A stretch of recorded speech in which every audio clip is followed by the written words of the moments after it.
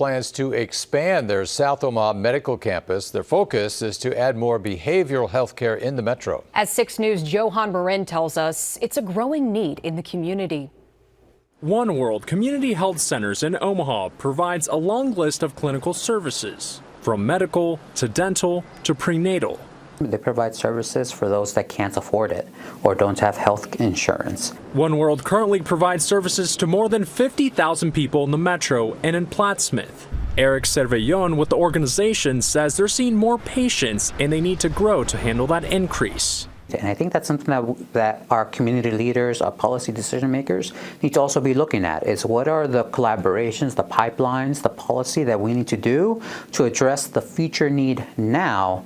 One way they're addressing future needs is by building a new center at their livestock exchange campus. It will provide behavioral health care, child care, and workforce training. Cervellon also expects the project to create 100 jobs. There's a large need in the community for behavioral health therapists that are bilingual. There's a need for nurses, for providers that are bilingual, that are culturally competent.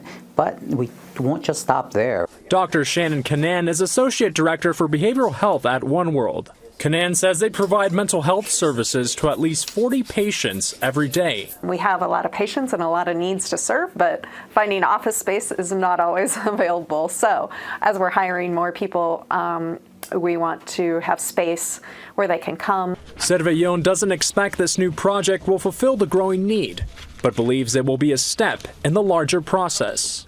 We're able to not just have new workers come in and help the community out, but upskill our current workers. So that's a net positive. That's a win-win for our community. On your side, I'm Johan Marin, 6 News. A groundbreaking for the OneWorld project will take place in the spring of next year.